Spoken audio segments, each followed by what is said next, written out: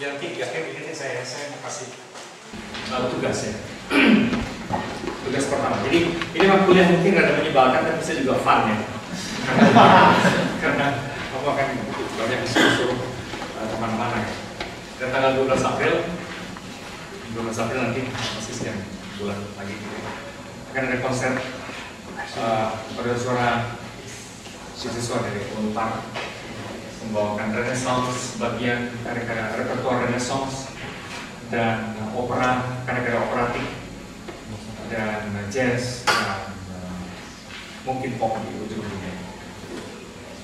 Itu juga wajib dan kudu kamu nonton itu. Untuk khusus untuk mahasiswa estetika 20.000. Kalau student yang biasa 25.000. Reguler yang bukan mahasiswa estetik dan bukan student, saya kira di atas 35.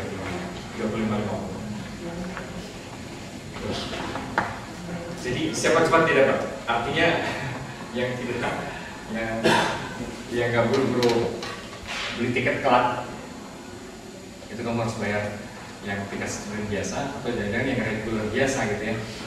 Kalau mau kaya ya kalau di sini.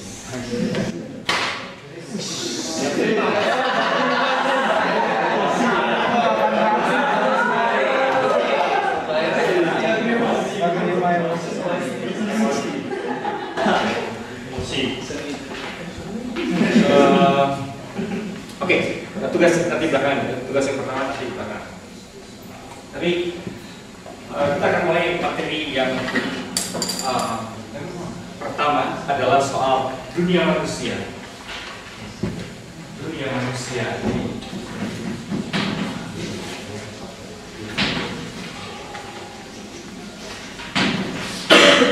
dunia manusia.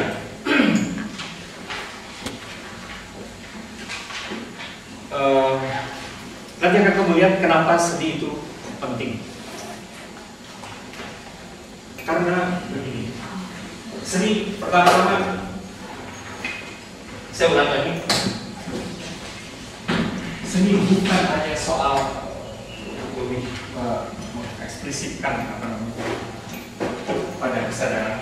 Seni bukan semata-mata urusan keindahan, bukan hanya soal keindahan, bukan juga hanya soal hiburan. Karena ini semua adalah definisi klasik dari seni, memang, tapi saya justru mematahkan ini karena itu misleading ya, menyesatkan sebenarnya konsep. Sebagian masih ada benarnya gitu, cuman kalau kita melihat perkembangan seni yang lebih lanjut hingga hari ini tidak sepenuhnya benar gitu kan. Sebagian benar. Artinya memang soal keindahan sebagian. Ada unsur kesenangan di situ yang menghibur kita, sebagian benar. Dan juga bukan hanya soal dekorasi. Masih benar tapi hanya sebagian benar.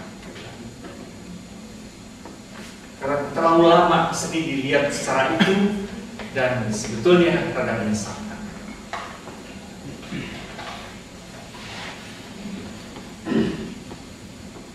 Seni jauh lebih luas daripada itu. Nah, dalam rangka melihat lebih luas daripada itu, kita akan lihat dunia manusia. Kalau diambil gampangannya, misalnya ini dunia manusia. Kalau diambil gampangannya, kita bagi dua saja. Fakultas di dalam manusia itu fakultas kemampuan, bukan fakultas filsafat. Fakultas dalam bahasa Inggris maksudnya kemampuan itu di dalam manusia itu tentu yang dominan adalah nalar ya, nalar.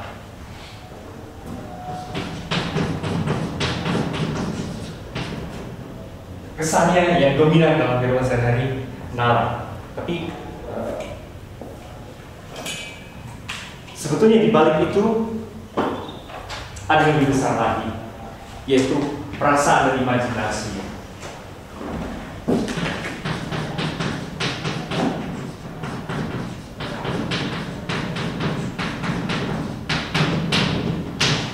Nah, ini juga ada satu yang menyesatkan di sini. Terlalu lama kalau orang ditanya apa kekhasan manusia, selalu adalah akal budinya gitu ya. Ya kan? Yang khas manusia adalah akal budinya. Hanya sebagian juga benar. Sebetulnya kita hanya menggunakan akal budi itu kalau kebentur persoalan. Sebenarnya dalam kehidupan sehari-hari, pernah diteliti juga dalam psikologi, sebetulnya 75% sampai 80% hidup kita dihayati bukan dengan alam, dihayati dengan perasaan dan imajinasi. Sebetulnya sebagian besar hidup kita sebenarnya dihayati melalui perasaan dan imajinasi.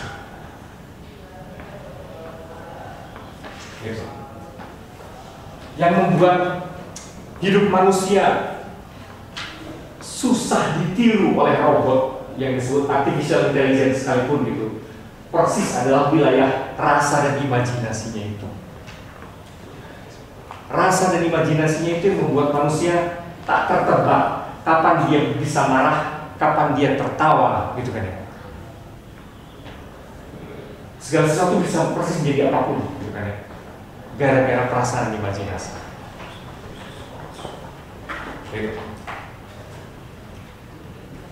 Apa yang dianggap sebagai enak dan tidak enak dalam soal makanan gitu ya, itu tuh bukan alam, ada urusan dengan alam.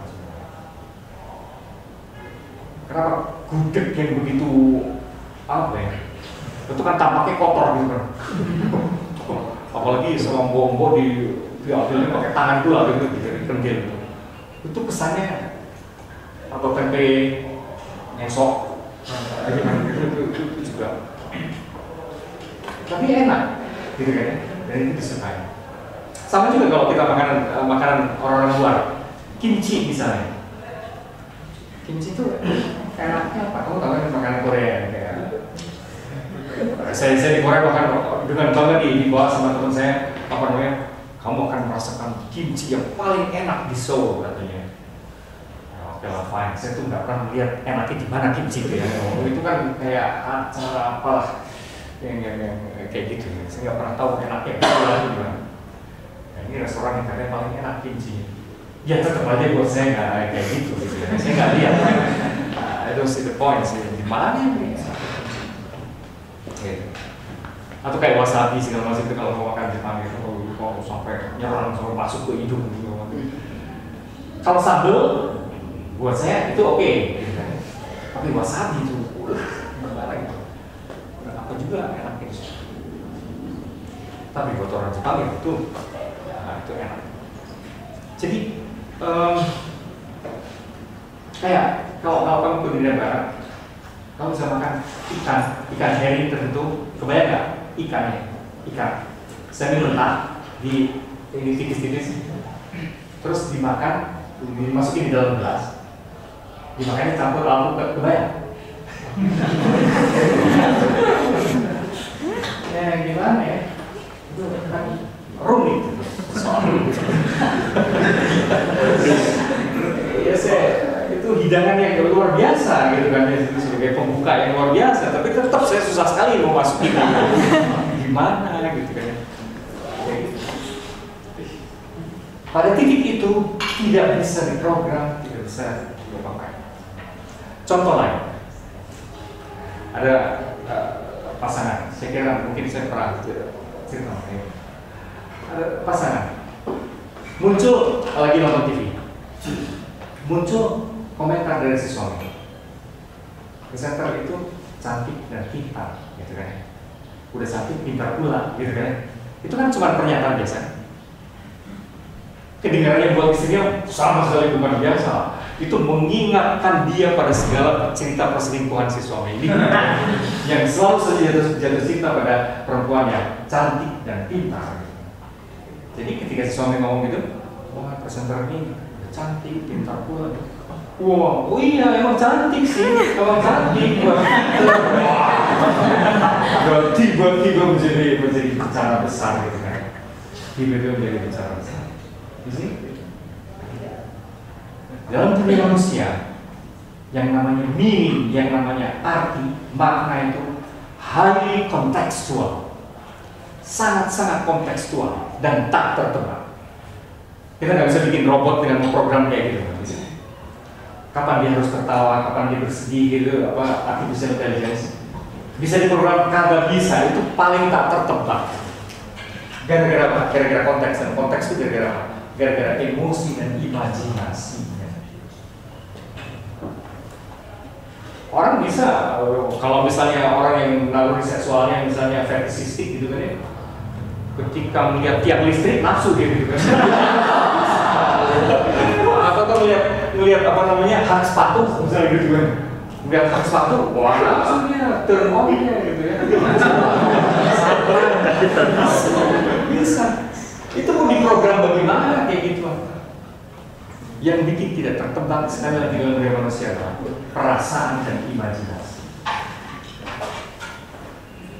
Oh tadi dalam kasus televisi tadi itu kan kalau dibikin program perempuan itu kan berapa kali kan perempuan itu sudah cantik, pintar pula. Ya robot so what gitu kan. Dongeng lah untuk si istri ini bukan so what itu. Oh itu mengingatkan segala cerita bencana zaman dulu. Sistem asosiasi itu kan gara-gara imajinasi. Itu yang membuat dunia manusia rumit dalam soal. Dan itu yang melahirkan kebudayaan. Itu yang melahirkan seni memasak, kemudian seni berpakaian, seni yang aneh-aneh, seni menghias tubuh segala macam yang satu sama lain bisa saling menertawai gitu kan ya. Gitu. Jadi sebetulnya kalau mau ditanya yang unik sekali lagi dunia manusia perasaan. Apa yang kalian bayangkan sekarang ketika melihat saya menjelaskan itu? Artinya dalam imajinasi dalam perasaan itu sangat berbeda-beda. Materi yang kalian dapat sekarang sama dari saya. Tapi itu kemudian dikelola menjadi apa dan dikaitkan menjadi sebagai apa ya itu saya belum mana bisa menebak. Perasaan dan imajinasi yang membuat dunia manusia jadi politik dan melahirkan kebudayaan, melahirkan keanehan-keanehan yang dalam beberapa hal tidak masuk akal dan tidak nalar. Baik, berkaitan dengan ini,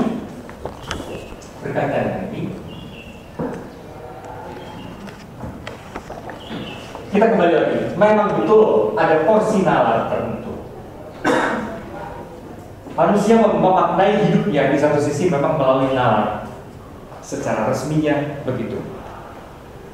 Dan resminya pula wujud upaya pemaknaan melalui nalar ini ada dua sekurang-kurangnya yang sudah terlembaga menjadi begitu kuatnya, yaitu sains di satu pihak dan filsafat.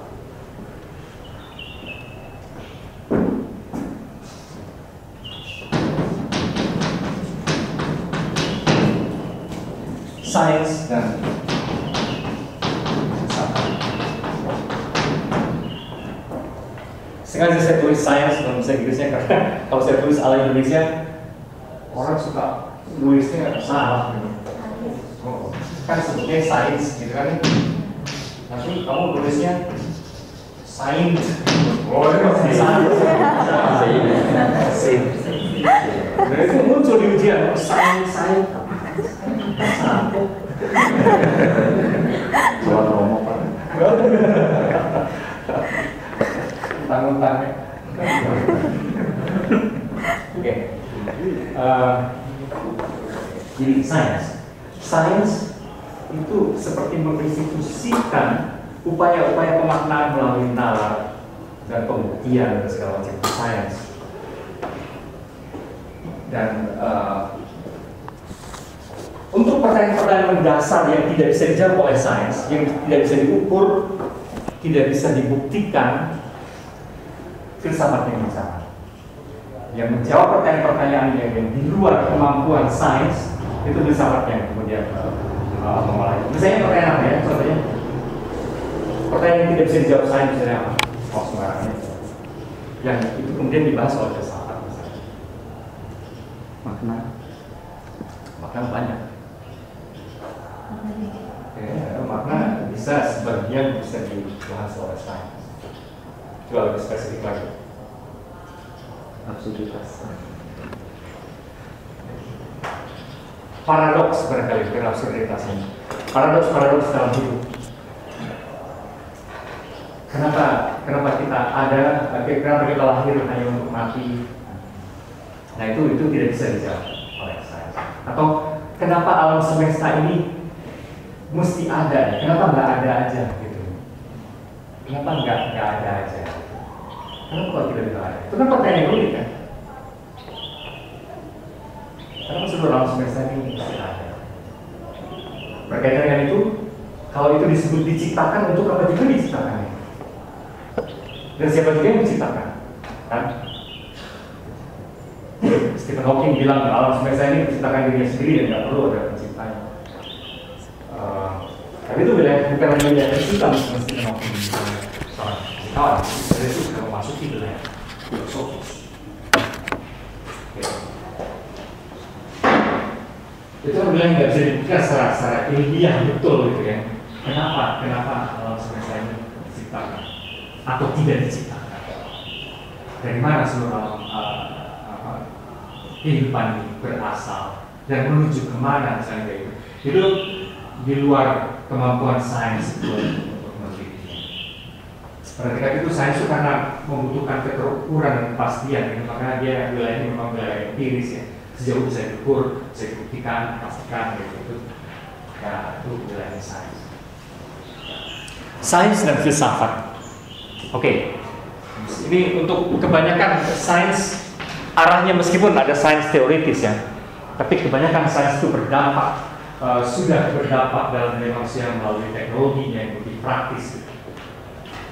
Memang itu mengubah dari sudut teoritis mengubah cara berpikir, tapi lewat teknologi ini akhirnya mengubah dunia manusia secara fisiknya. Oke, ubah cara berpikir dan dunia fisik.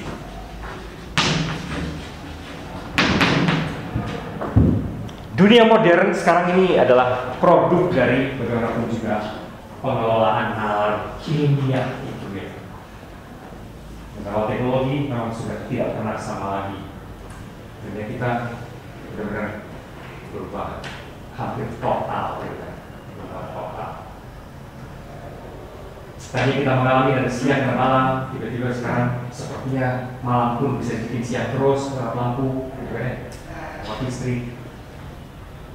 Dan sistem kerja juga tadi cuma siang hari, sekarang ada shift, gitu kan, untuk 4 jam, terus kerja di pabrik-pabrik. Kayak gitu, memang segilah. Tadinya kita nggak bisa terbang, gitu kan ya, sekarang kita bisa terbang dengan pesawat. Tadinya kita nggak bisa ngomong dengan orang di negara lain, gitu. Barusan saya telepon ke Taiwan, itu mudahnya, begitu jelasnya ngobrol, gitu kan. Itu nggak kebayang, gitu kan. Makanya paling bisa orang pintar katanya lewat telepati, gitu kan. Tapi itu kan berbeda hanya beberapa menit, sekarang semua orang bisa. Kayak gitu tuh, saya kira perubahannya sangat signifikan dari akibat nalar ilmiah. Nalar filsafat sama, ini juga sudah melahirkan aliran filsafat bersaing kemudian dengan agama. Ini juga filsafat pun telah menjadi aliran-aliran yang sangat besar. Sebut aliran filsafat di dunia modern yang sudah membentuk cara berpikir manusia modern. Aliran sembarangan, banyak sekali isinya. Rasionalisme, apalagi empirisme, realisme bisa, eksistensialisme segala macam. Jadi ini melahirkan aliran besar. yang mengubah atau membentuk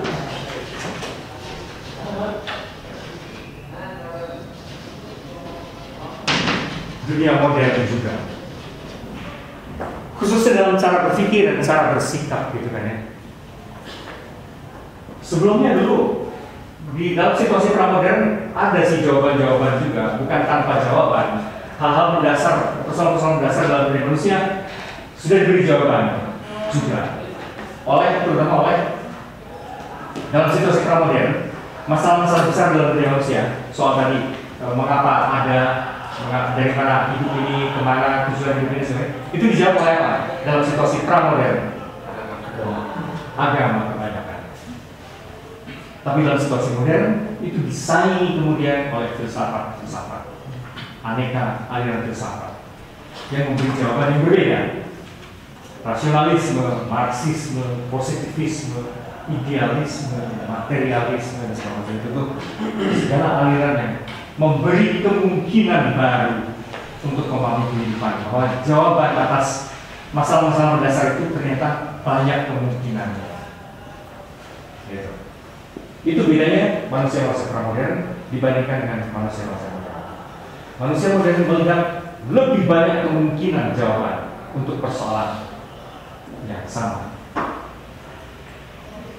Hidup ini sesungguhnya apa? Harus seribu jawaban begitu. Banyak sekali kemungkinan. Dari segi itu mungkin lebih bebas, atau mungkin juga lebih bingung kali ya. Dulu ketika jawaban itu satu, ya orang tentram. Sekarang silakan memilih sendiri. Menurut kamu pribadi, mana yang lebih benar? Seluruh alam semesta itu sebetulnya materi belakang, juga boleh kamu berkeyakinan. Tapi seluruh alam semesta itu sebetulnya penjelmaan dari ruh yang immaterial, non material, boleh kamu berkeyakinan. Seluruh alam semesta ini diciptakan oleh suatu Tuhan, boleh. Kalau enggak itu juga, bahwa ini tidak diciptakan, ini menciptakan dirinya sendiri, silakan. Ada 1000 kemungkinan jawaban untuk manusia modern. Ya itu bisa lebih baik, bisa lebih buruk sih, nggak tahu. Nah, jadi sains dan filsafat memang sudah berperan sangat besar, khususnya dalam dunia manusia modern. Sampai kita lupa ada wilayah lain dalam hidup manusia yang sebetulnya dalam beberapa hal lebih signifikan, yaitu wilayah ini, wilayah rasa dan imajinasi. Itu kadang-kadang menjadi terabaikan saking saktinya sains, teknologi maupun filsafat ya kan, dalam membentuk dan mengubah hidup manusia, sampai orang lupa ranah lain di dalam dunia manusia, yaitu dunia rasa dan imajinasi, yang sifatnya kebanyakan itu wilayah pra-reflektif. Apa maksudnya? Kalau ini dulu boleh dibilang ini wilayah reflektif ya, yang nalarin ini wilayah reflektif. Artinya wilayah yang disadari, yang bisa ditemukan. Wilayah bawah ini adalah wilayah yang pra-reflektif kebanyakan.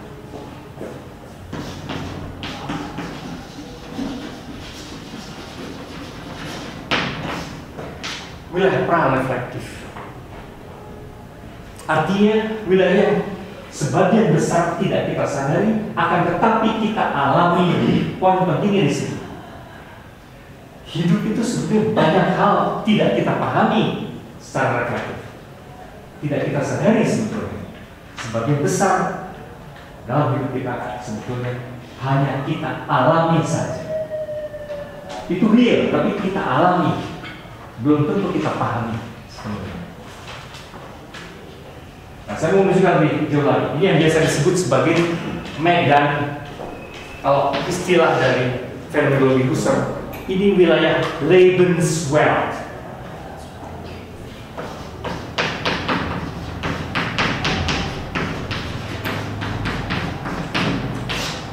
Wilayah dunia kehidupan. Well adalah dunia Leben.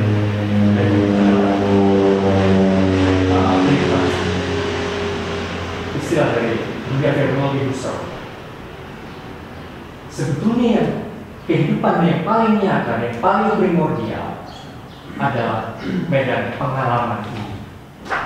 Dunia pengalaman, dunia yang dihayati langsung, yang dialami langsung, bukan yang dipikirkan. Sekarang lebih jauh lagi. Saya kasih lihat bedanya. Dalam dunia yang dipikirkan, air kamu sebut H2O, gitu kan? Itu dalam dunia yang dipikirkan. Dalam dunia yang kamu alami, air susah sekali kamu rumuskan karena kamu mengalami banyak.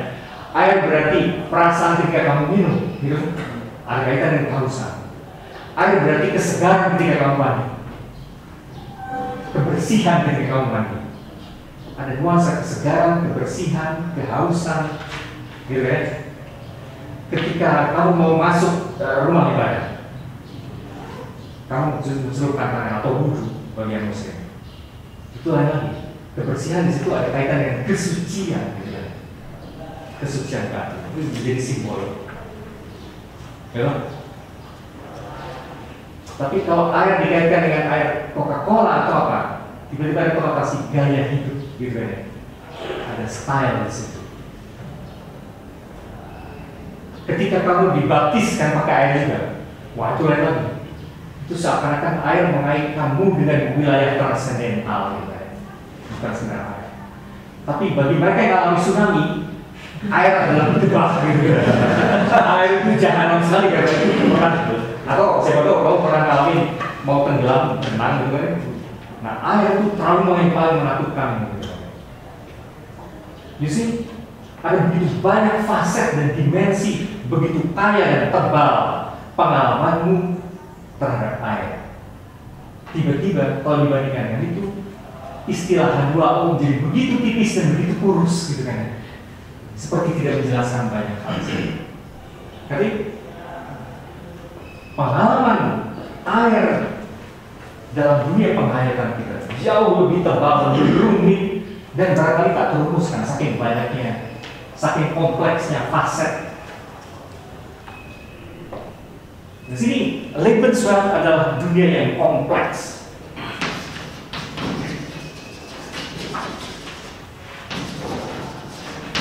Kompleks, tebal, dan misterius. Dalam beberapa hal misterius. Terutama kalau kamu mulai bicara soal waktu saya hampir ketabrak, tiba-tiba secara aneh, bagaikan mujizat, kata kamu, saya terlepas dari kecelakaan itu. Misalnya gitu ya. Wah, itu lebih rumit lagi urusannya, gitu ya.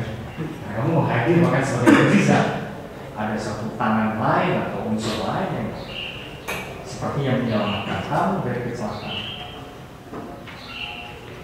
Dunia Lebenswelt, dunia hidup yang dihayati, yang jangan lupa adalah yang paling real sebenarnya. Itulah dunia yang maha kompleks, rumit, tumpang tindih, penuh nuansa, percampuran antara perasaan, pikiran, imajinasi, semua menyatu di situ. Kamu mengalaminya, tapi kamu juga seringkali tidak paham apa sebenarnya kamu alami, gitu kan? Pasti seperti kalau kamu lagi habis nonton film, itu juga kan kompleks. Pengalamanmu kan kompleks sekali. Di situ kamu ada sedihnya, ada gembiranya, ada apanya, imajinasimu dibawa kemana, dan seterusnya. Memori kamu juga tiba-tiba seperti terbangunkan lagi oleh film itu. Campur aduk sehingga begitu keluar dari bioskop, kamu juga nggak tahu mesti ngomong apa. Ketika orang tanya, bagus nggak film itu? Bagus, tapi apanya gitu ya? Saking kompleksnya itu. Nggak tahu, tapi ketika pelan-pelan ya, kata si teman kamu, ya tadi pembawaan perannya, oke, kita bicara peran, itu mulai sedikit lebih tipis. Kita bicara peran, kita bicara alurnya, itu mulai terpilah-pilah, kita bisa bicara. Tapi kalau nggak tuh sebagai totalitas itu, wah luar biasa kompleks. Itu selalu tidak gampang untuk mulai bicara. Terus terutama untuk pengalaman-pengalaman yang sangat dahsyat, itu bisa kecelakaan yang sangat dahsyat atau mistik yang sangat dahsyat, paling terasa situ. Atau cinta, pengalaman jatuh cinta atau macam itu yang pertama kali bisa gitu, itu kan dahsyat.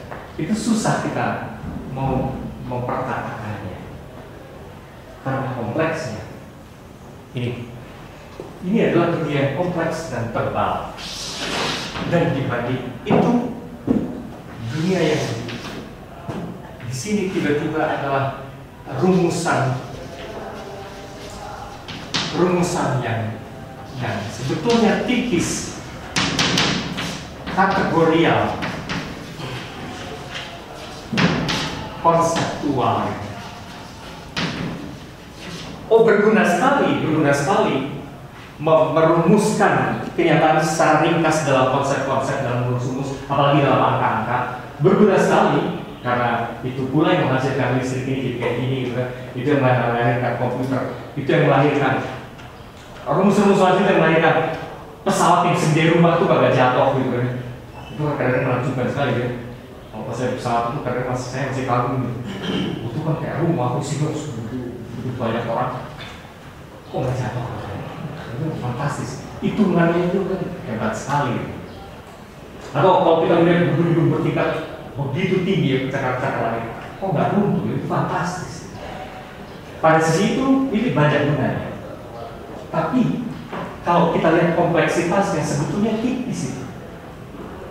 Untuk merumuskan pengalaman manusia sebenarnya tipis. Terlalu steril ya, terlalu bersih, terlalu tipis dan tidak sungguh menjelaskan sebetulnya. Dia bermain dengan kategori yang terlalu bersih, terlalu rapi.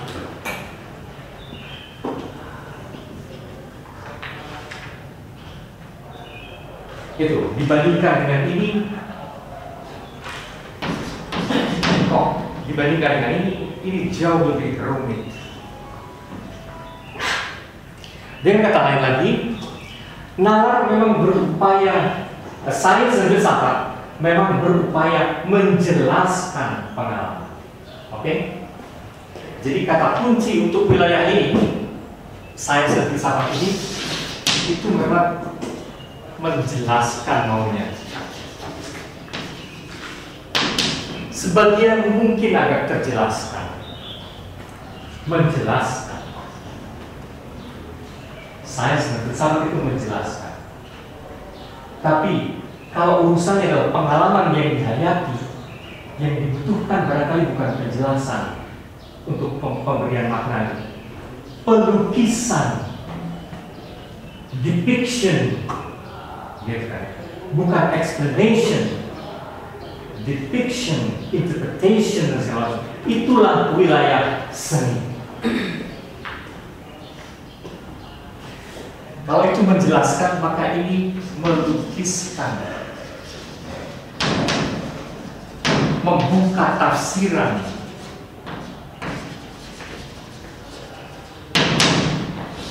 wilayah ini. Dan inilah wilayah seni.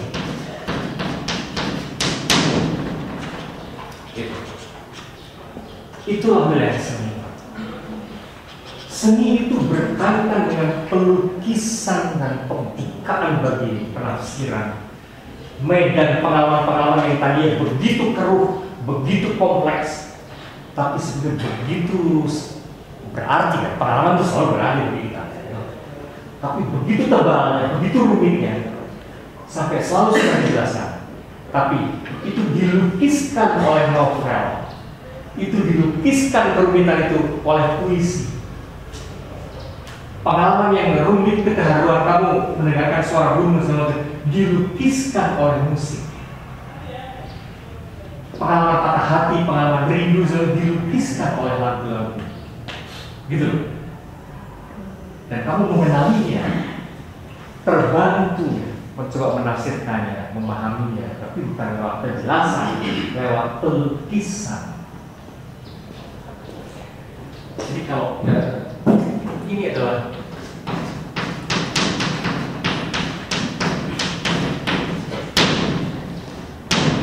soal depiction, bukan explanation. Kalau ini kan explanation.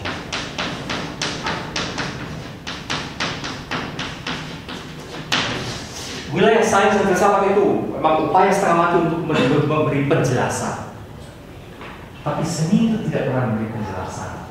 Seni itu memantulkan, mendepikt, melukiskan. Dan dengan cara itu merangsangkan penafsiran baru. Membuat kita mengenali kembali juga pengalaman-pengalaman kita pribadi.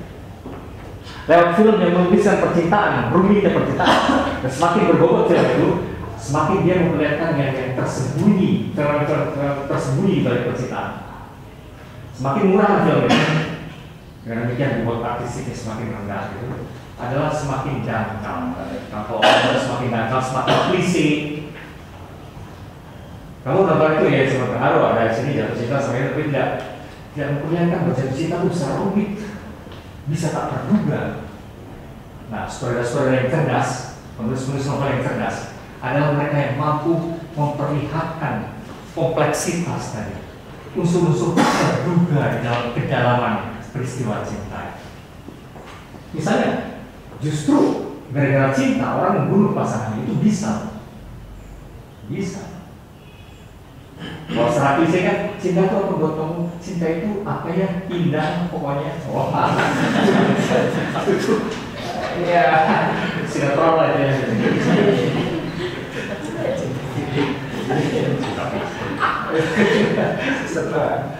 Ya, film mengenai cinta yang bagus itu yang memperlihatkan kerumitan, bahkan ambiguitas, bahkan kontradiksi yang ada di balik cinta. Puisi yang bagus adalah yang memperlihatkan itu. Suatu kali saya akan kasih lihat puisi dari Sakari Sukodamo yang populer saya itu, itu melukiskan sisi lain dari cinta. Nanti coba saya cari. Apa nggak sih? Aku ingin cintaimu sebagai sederhana terus dengan seperti kata yang hafal ya. Dengan kata yang tak sempat diucapkan dari ucapan pada awan menjadikan tiada. Ya, betul. Jadi aku ingin cintaimu dengan sederhana dengan kata yang tak sempat diucapkan oleh hujan pada awan yang menjadikannya tiada. Itu edan. Itu edan. Itu ada sisi cinta. Ya orang juga cinta itu apa? Cinta adalah pengorbanan. Ya. Kalau dikatakan gitu nggak bisa gitu ya. Tapi dilukiskan dengan kata politik yang dengan diksi yang terpilih kayak itu menohok imajinasi dan menyentuh perasaan. Dan kita tiba-tiba memahami lebih mengenai cinta itu. Kita tahu itu soal pengorbanan, tapi lain. Pengorbanan itu apa artinya mengorbankan itu? Tiba-tiba kita ngerti itu susah ngomongin lewat puisi. Gitu kan? Nah, itu contoh melukiskan sambil membukakan tafsir dan juga membukakan pemahaman. Seni itu melukiskan. Nah kan mulai berasa gitu di situ. Dia juga renungan, si Marcel Nusa selalu renungan. Tapi renungan dalam betul-betul mau memperlihatkan kompleksitas dan ketebalan dan misteri dari pengalaman kita, dari hidup yang dihayati, bukan hidup yang dipikirkan, hidup yang dihayati. Gitu. Itu patung yang bagus bisa kayak gitu, film yang bagus bisa kayak gitu, musik yang bagus bisa kayak gitu. Musik yang bagus bisa tiba-tiba menyeretmu ke misteri-misteri perasaan. Kalau musik pop kan apa? Kalau musik rock sebenarnya kita tahu itu perasaan marah. Kalau musik pop yang melukiskan patah hati, ya udah kamu bisa langsung mengenali sebuah hati kan, atau rindu, kayak gitu. Tapi misalnya musik klasik atau apa, itu menyerap pada perasaan-perasaan yang sangat sublim, yang pelik, membuat kamu terharu, membuat kamu seperti terbang. Kamu juga nanti kamu harus mendengarkan, kamu menonton konser gitu ya. Nah, di situ ada pengalaman yang lain. Perasaan biasanya kalau kamu suruh terus perasaan apa susah gitu ya. Karena begitu campur aduk, begitu rumit. Barangkali istilah yang tepat selalu adalah sublim. Sublim itu pelik, susah ini, halus, apa, gitu. Nah, mulai berasa bahwa seni bukan sekedar hiasan, bukan sekedar hiburan, bukan apa. Kita bisa belajar sama seriusnya dari seni dengan dari sains dan filsafat. Ada aktivitas yang aneh di situ. Ada perenungan yang mendalam pada novel-novel besar, pada film-film yang berbobot, pada puisi yang bagus, pada musik. Dan saya berharap nanti sesudah UTS kita akan masuk ke wilayah musiknya. Dan justru saya akan cerita mengenai musiknya, kalau ini serius. Ada komentar dulu sampai sini dulu.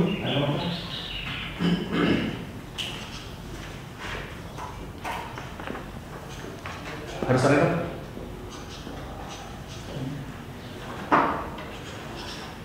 Ya, jadi kata kunci tadi sains dan filsafat itu menjelaskan dunia seni itu melukiskan.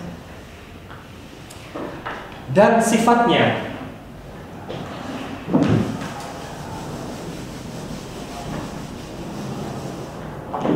jadi kalau tadi sains dan filsafat itu menggunakan senjatanya adalah sudah disebut tadi konsep gitu ya, skema dan konsep, kategori, skema, konsep. Sains dan filsafat bicara melalui itu, skematisasi, kategorisasi, semua dipilah-pilah, diklasifikasikan kayak gitu kan, dan melalui konsep. Seni bicara tidak melalui itu, tapi melalui imaji.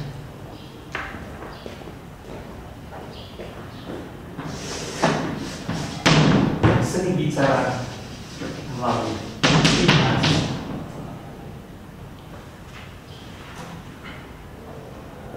Imaji itu dimain-mainkan. Imaji itu bisa macam-macam.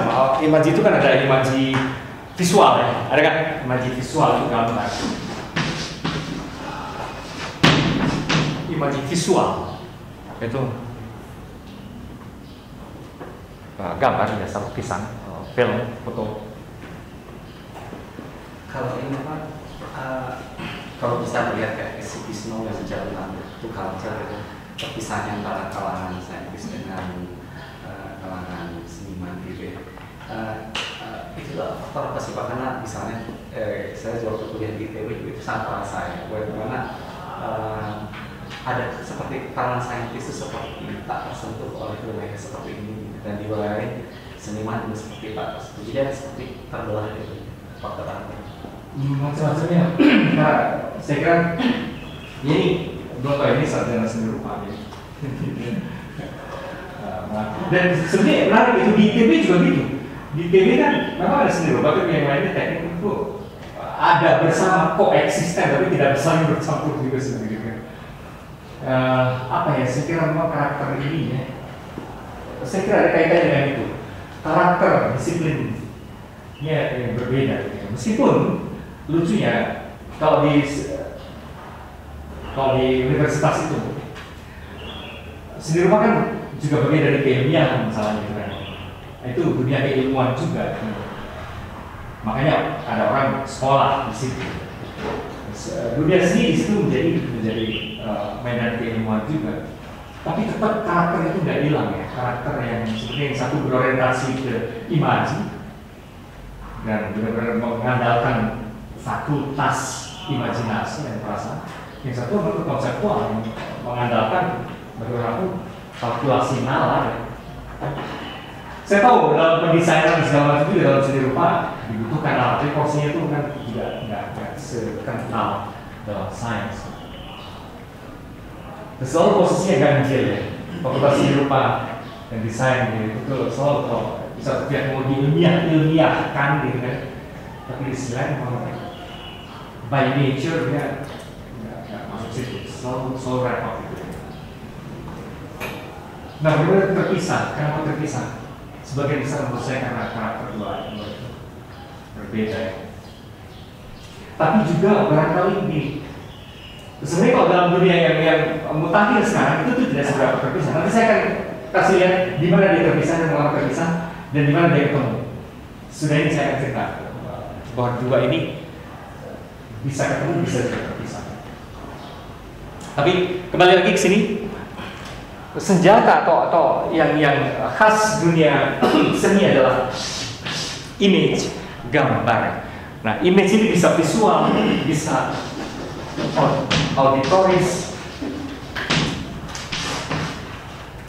Kalau visual jelas ya itu gambar atau film atau foto. Tapi kalau auditoris apa? Imaji auditoris.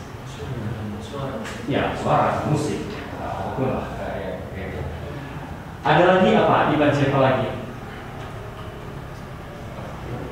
Taktil ya. Taktil itu perabaan ya. Itu juga. Apa misalnya? Contohnya.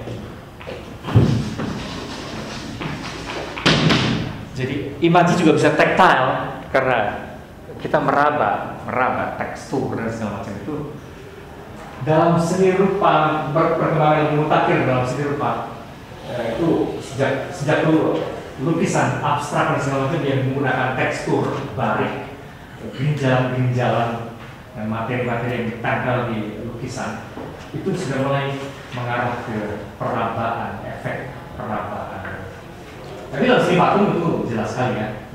Kalau seni patung justru tekstur atau relief dan sebagainya, kukukan, bolongan segala macam menjadi penting.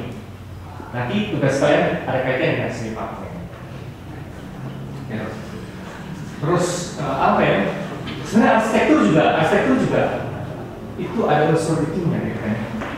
Saya ingat apa namanya filsuf arsitektur Henri Lefebvre itu dia melihat tendensi arsitektur yang ikut-ikutan dunia filsafat ke arah hermeneutik ya.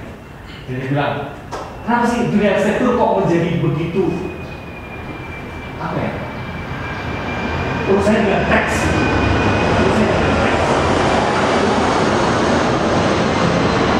Yang mengeluhkan itu dunia arsitektur terlalu berorientasi dengan teks. Buat gue kata dia, arsitektur itu urusan tekstur. Bukan teks, tekstur itu ya orang mesti bisa mendengar dari dinding ini, bisa meraba dari bentuknya, kayak gitu loh. Pengalaman beruang adalah pengalaman taktil, sesuatu yang didengar, multidimensi, yang diraba, yang dirasa, kayak gitu, dibaca, gitu ya. Itu menarik. Bukan teks katanya, itu tekstur. Keren. Nah, oke. Taktil adalah juga wilayah memang arsitektural. Bukan yang dia masalahnya. Lama sekali orientasi arsitektur modern itu visual, popular sentris, jadi pandang. Maka yang jadi penting di situ adalah fasad. Fasad, tampak depan, tampak bentuk luarannya gitu. Itu mungkin memang tidak tepat sih kalau hanya itu, karena harus bisa dirasakan, dialami gitu kan, itu arsitektur tadi. Oke, di sini dimensi taktil, tactile itu menjadi penting juga. Itu juga imaji. Oh, bebauan itu disebutnya apa ya? Odor ya. Itu kan imaji juga. Oh, kita mencium bau ikan asin digoreng dapur situ gitu kan. Udah langsung kan dari gambaran apa gitu kan. Itu juga bauan. Nah, itu juga imaji kan. Pernah nonton film Parfum? Parfum. Film. Oh, itu film rada sakit jiwa.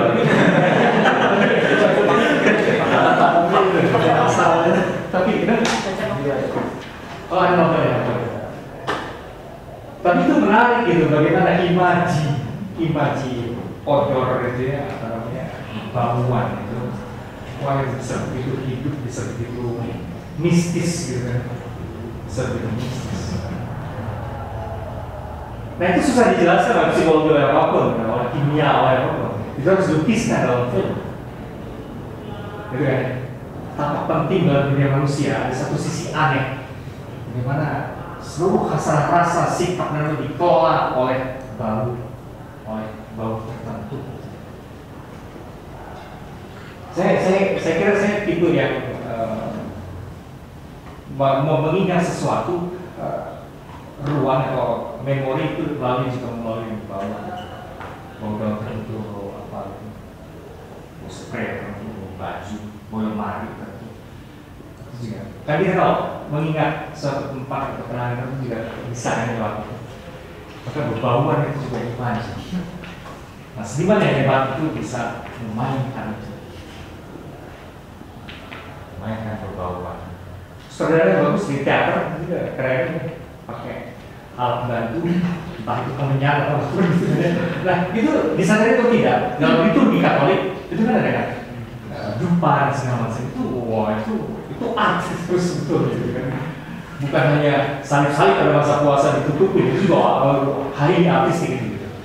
Pada masa puasa itu kan salib-salib semua dikerudungin ungu gitu kan. Semua tutupin ungu, wah kita masuk ke instalasi Kristo gitu. Gila, semua ditutup gitu. Bahkan bunyi lonceng semasa puasa sebelum pasca kan bukan geberincing kan, kayu. Wah itu jenius sekali tim. Kotak-kotak gitu. Waduh, dukana gitu ya. Bener-bener puasa gitu. Wah itu seniman sekali mikirnya dulu siapa gitu. Bertak gitu. Baru pas-pasangnya pontang-pontang, wah klimaksnya. Teatrikal sekali, umumnya ritual-ritual itu teatrikal sekali ya. Memang penciptanya anonim, tapi kalau dalam ritualisme apa ya? Yang fantastisnya. Sebenarnya sikap sujud dan segala macam itu juga fantastis. Itu nakuk banget gitu kan. Pasrah lu bener-bener gimana ya? Itu kan penciptaan ya, itu koreografi.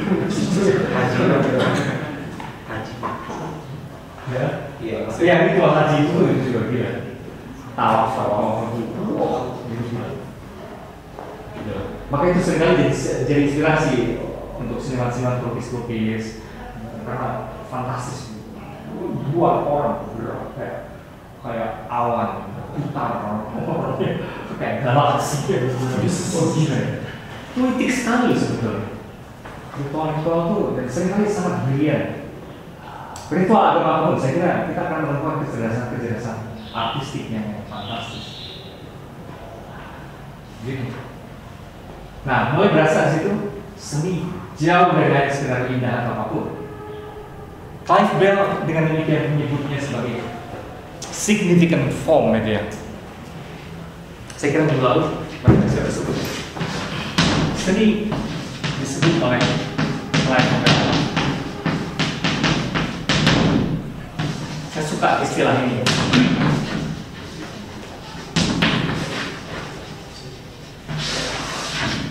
Seni itu bukan beautiful form pertama-tama ya, beauty atau tidak beauty cuma efek samping lah. Tapi significant form, nah itu lain. Bentuk-bentuk asmat, bentuk itu apa betul beautiful gitu kan kita nggak tahu lah itu ya. Unik barangkali bukan beautiful ya, unik berkarakter gimana? Tapi yang jelas signifikan itu.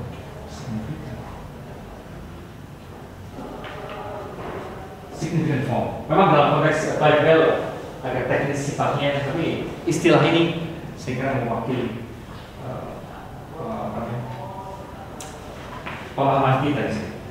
Seni itu saya kira lebih tepat dilihat bukan sebagai pemahaman beautiful form, tapi significant form. Artinya bentuk bermakna, bentuk yang bernilai makna. Itu. Komentar lagi sampai sini? Ya, tadi kita pakai istilah imaji. Ada kata bahasa Jerman yang bagus juga yang saya kira tepat untuk pelukisnya itu istilah Gestalt ya. Seni itu selalu berbicara melalui kesan bentuk ya, shape ya, form, gestalt dalam bahasa Jerman. Itu dia bicara melalui gubahan bentuk. Baru kita diseret ke kemungkinan isi. Jadi pertama-tama perubahan bentuk itu harus kamu perhatikan. Maka tugas pertama ini nanti yang kalian harus jalani adalah ke Nuar. Saya tahu beberapa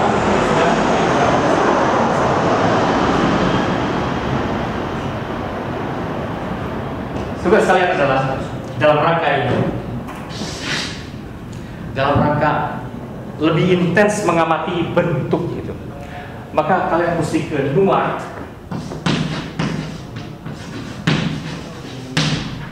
Ini adalah Taman Patung Nyoman Warte.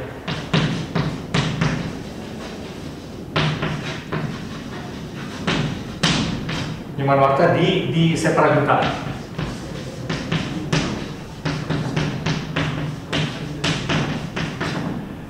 Setelah tahu, Maranatha tahu? Sudah Sumantri terus yang mentok itu nanti ikutin, belok kiri terus nanti ikutin masuk ke wilayah Setraduta. Nah kalau begitu masuk kompleks Setraduta, kamu akan lihat tanah tiba-tiba jatuh dari langit gitu ya, tanah gede banget.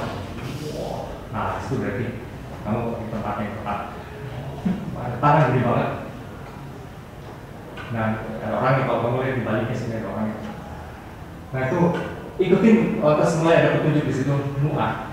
Enggak terlalu jauh. Ikutin petunjuknya sampai di Taman Patung. Ngapain di situ? Pilih salah satu patung yang paling mengesankan buat.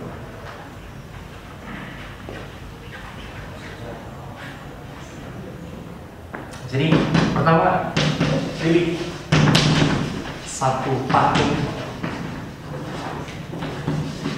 paling mengesankan dan jelaskan kenapa mengesankan.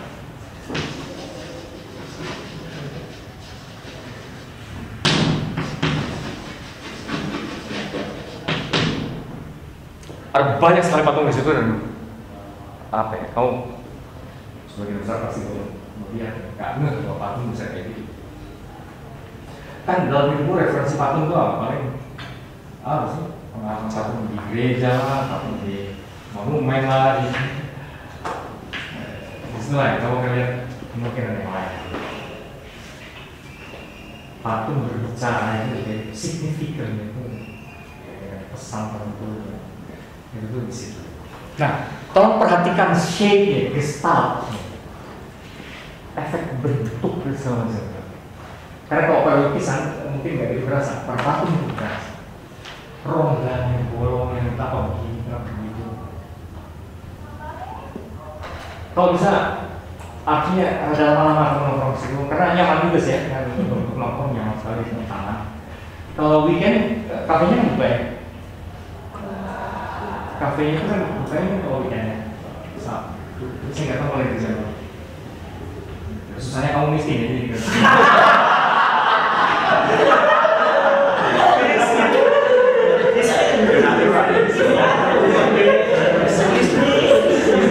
Kasian banget.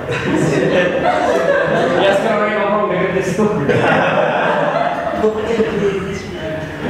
Tapi asik ya, kafenya juga asik. Kalau masih saya berlama-lama di situ amati betul-betul bisa karena itu apa ya, pengalaman visual taktil yang menarik.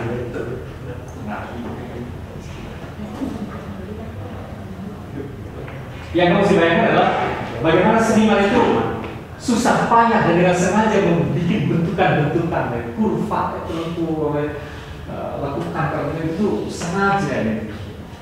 Dan setengah mati gitu ya, terus mungkin gagal lagi sampai dapat bentuk yang terbaiknya. Kamu sih jadi, dan ada tegangan dalam proses kepastian antara tema dengan bentuk visual yang segala macam. Saat yang bagus untuk merenung-renung.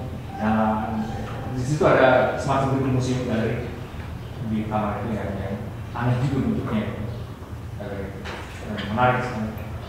Kalau kamu bosunya, bagian dalam masuk melalui di luarnya. Itu tambahan yang luar biasa.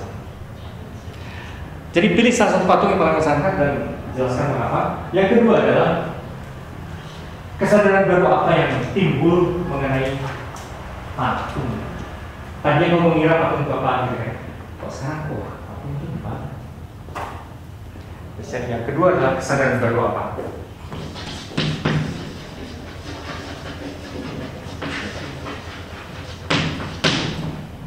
Tentang patung.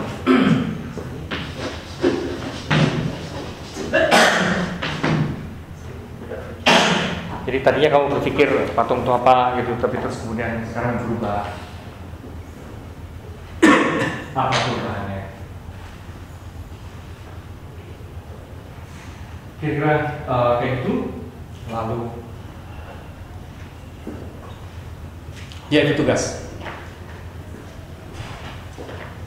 2 minggu lah ya. Jadi bisa pilih. Cuma kalau weekend menarik sih. 2 minggu juga salah. Hari apa kamu mau ke sepeda?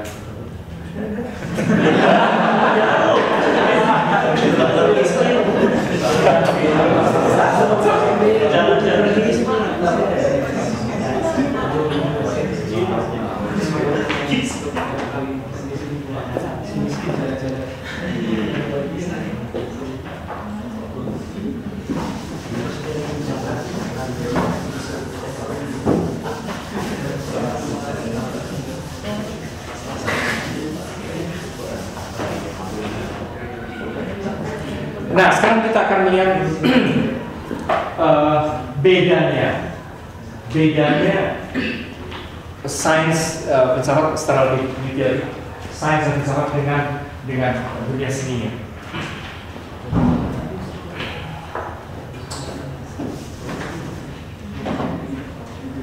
Jadi ini adalah wilayah seni. Kita lihat perbedaan.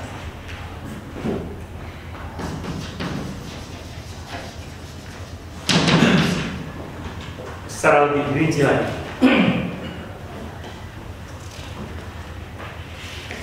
Karena memang ada karakter yang agak diametrically different ya.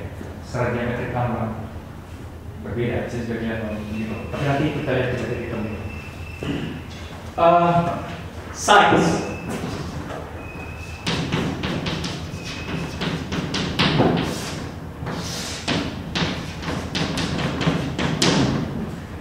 Sains dan seni memang berbeda. Pertama-tama,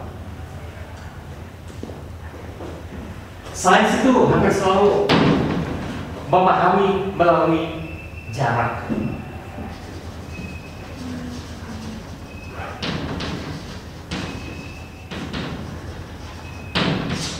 Critical distance itu jarak kritis ya, jarak kritis. Maka kamu sering dengar kan apa namanya, jangan subjektif dong, gitu kan? Objektif, gitu kan? Itu jarak kritis selalu, itu cara kerja sains. Jadi meskipun yang lagi diteliti adalah hal yang paling dekat dengan hati kita pura-puranya nggak ada hubungan sama itu kan memang gitu cara kerja sains. Selalu berjarak kritis. Kalau seni itu terbalik. Seni itu memahami melalui menyatu dengan si objeknya. Maka para penulis, para sutradara, segala macam itu, atau para aktor itu, kalau misalnya seorang aktor mau berperan sebagai orang gila, mau seorang sakit jiwa, ya, dia harus masuk betul dalam di dalam asylum, di dalam rumah sakit jiwa, dan dia akan betul-betul merasakan, berempati, menyatu dengan dia. Gimana sih ngerasainnya, gerak-geriknya segala macam itu menyatu. Kalau seorang saudara mau bikin film tentang kelinci, dia akan menyatu dengan kelinci, dia akan mengungkit terus kelinci di bangun. Dalam sains memang ada juga metode penelitian partisipatif, tapi ini kalau kita mengambil kontrasnya secara garis besar, saya kira kok bisa kita kontraskan. Dunia seni itu menyatu dengan objeknya, bukan berjarak.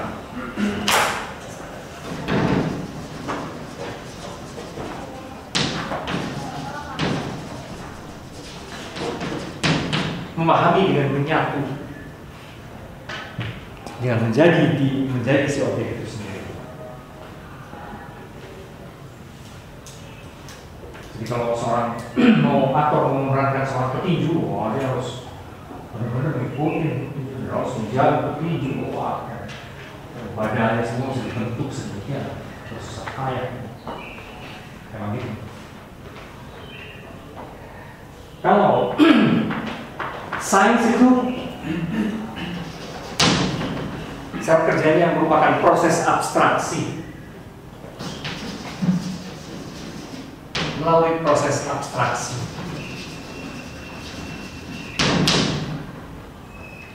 sebisa mungkin realitas yang berbeda-beda itu disaring gitu sampai ketika rumusnya umum.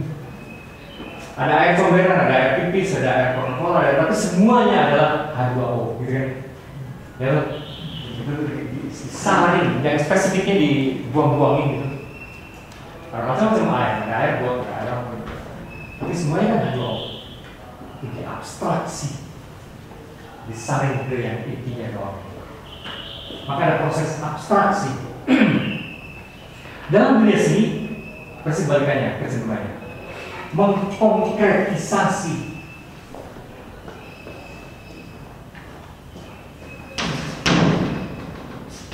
Proses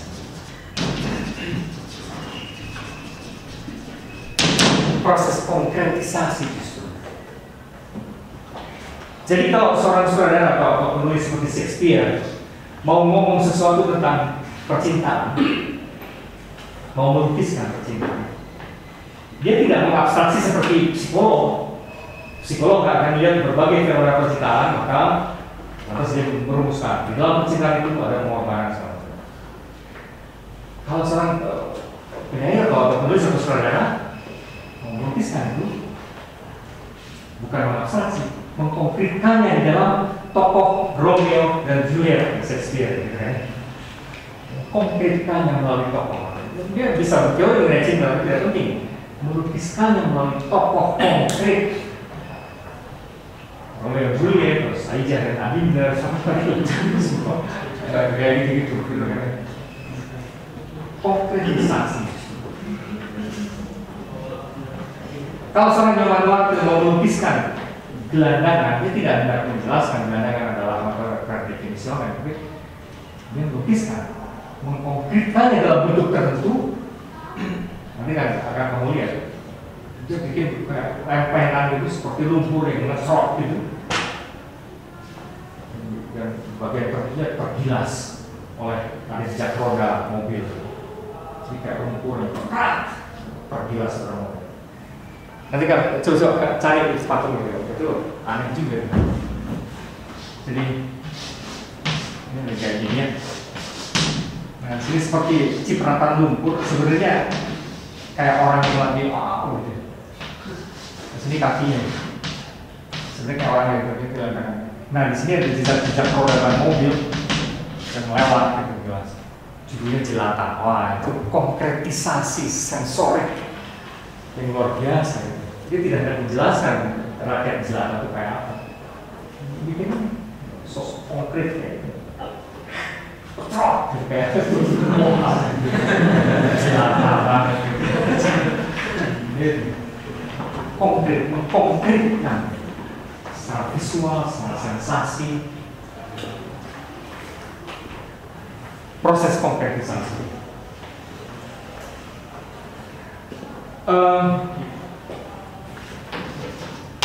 Jadi dengan kata lain, sains itu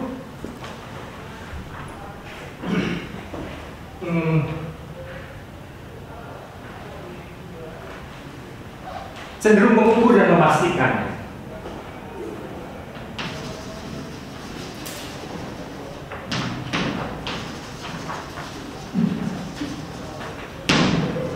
Sains itu mengukur dan memastikan.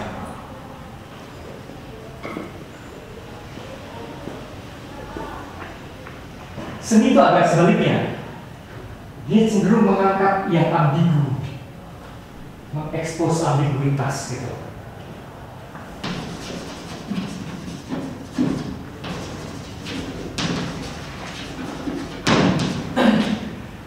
Ambiguitas itu justru ketidakpastian. Seni-seni yang bermutu itu justru perlu paradoks, perlu kontradiksi, perlu apa gitu kan?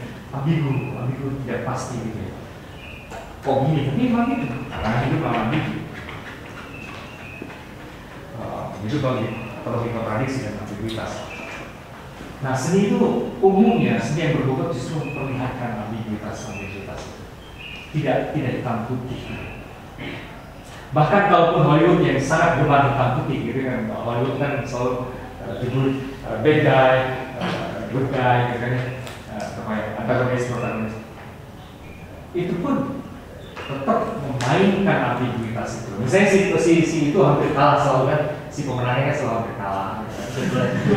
Selalu bonyok, babak belur seperti mau kalah, tapi nanti yang menang.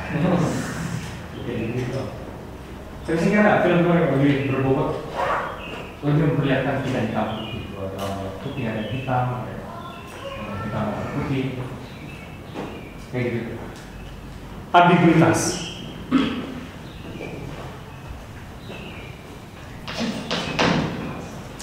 Yang keempat, sains bagaimanapun ya, tadi kita sudah lihat itu bahasanya tipe logikanya logika konseptual.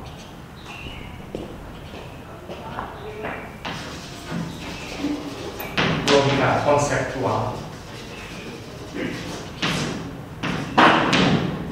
Dalam seni yang digunakan adalah logika, rasa, dan imajinasi itu nyatu. Logika rasa atau imajinasi. Yang saya maksud tuh gini, logika rasa imajinasi. Kalau misalnya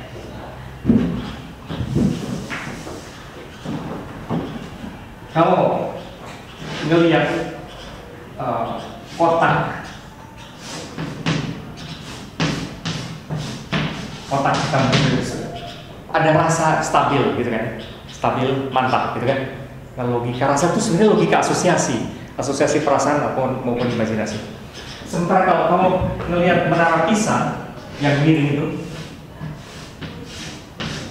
menara Pisa yang miring itu, kamu tidak nyaman gitu kan, karena miring.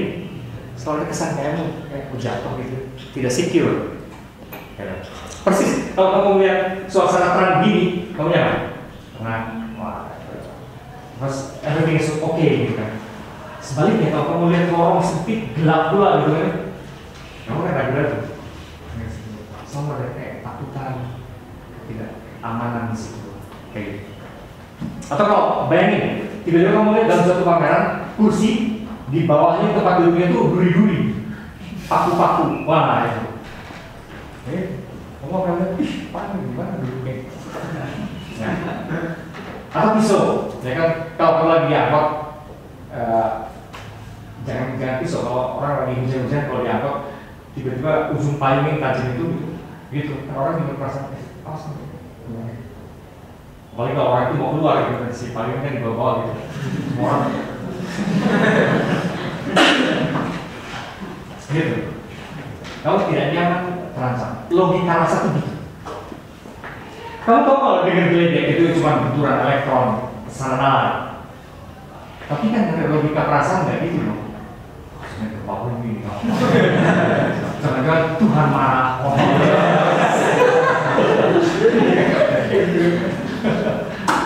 Logika rasa itu lain. Dan manusia seringkali pakai itu sih sebenarnya. Kan kalau kamu pas masuk ke tempat duduk sini juga enggak berpikir paling strategis dengan psikolog kamu. Enggak. Yang jalan biasanya logika rasa, nyamannya di mana? Dan biasanya kebiasaan juga. Kalau sekali kamu di situ, jaga semua di sini. Karena nyaman pasti enak. Itu bagian dari logika rasa. Kamu nggak mikir-mikir lama sih sebenarnya. Gak perhitungan matematis sudut pandang.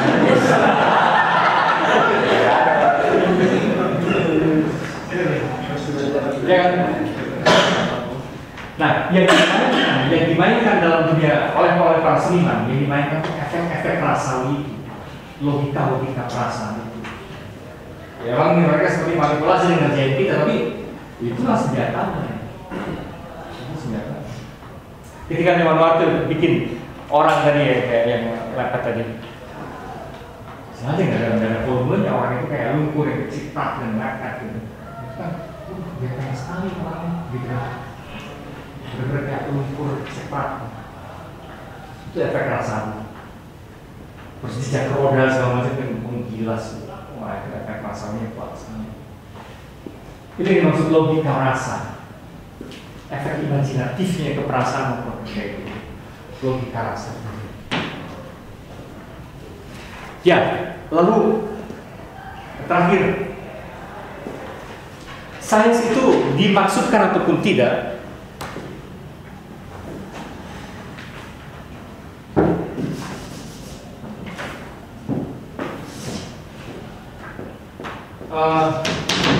cenderung menganggap realitas itu sebagai benda mati atau objek gitu ya. Objek mati.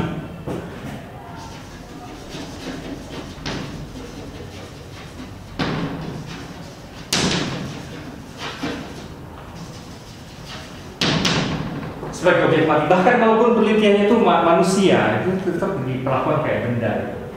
Dunia kedokteran tuh karena kalau kita tanya sekalian perawat ini kalau memperlakukan orang sakit kan jadi kayak memperlakukan benda. Tapi suasana di rumah sakit itu bukan dia. Suasana di rumah sakit itu kan juga memperlakukan orang sakit itu kan kayak benda-benda. Nah, gitu sains. Jadi saya kira kalau dokter main perasaan terus jadi susah gitu kan. Ya, di sini melakukan tubuh sebagai ya udah. Kayak benda aja. Memang gitu karakter sains. Dunia seni itu persis kebalikannya. Dunia seni itu di situ seniman akan menghidupkan apapun juga. Kalaupun dia melukiskan kursi, maka komentar orang juga kan terhadap lukisannya bagus, lukisannya hidup ya. Nah, kan itu memperlihatkan itu. Seniman itu memberi nyawa pada apapun juga. Bahkan kalaupun yang dilukisnya adalah benda, yang dilukiskan adalah bunga, dia akan menghidupkan itu.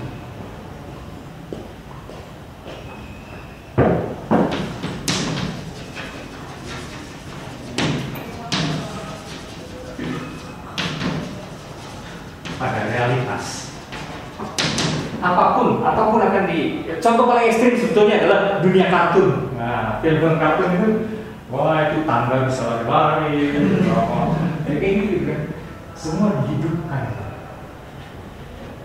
semua bisa ngomong. Dalam film kartun wah segala bisa ngomong, kursi bisa ngomong. Itu bentuk karikatural dari dunia seni sebenarnya. Dunia seni melukis, bahkan kalaupun memotret, dia akan bikin si objek itu menjadi bernyawa kan, itu semua memotret. Maka pada itu seni dari sisi ini suka dikatakan segala upaya pemberian cap batin pada realitas, segala hal kasih cap batin gitu kan oleh para seniman, seperti diberi nyawa, diberi dimensi batin. Apapun yang dilakukan oleh seniman, oleh musikus, saudara, apapun itu menghidupkan realitas. Jadi pada sisi itu agak kebalikannya dengan dunia sains. Gitu kalau kira-kira kalau kita mau agak buat kontras ini, karena nanti kita akan lihat titik temunya juga ada, dan itu yang lagi ceritanya ada sih.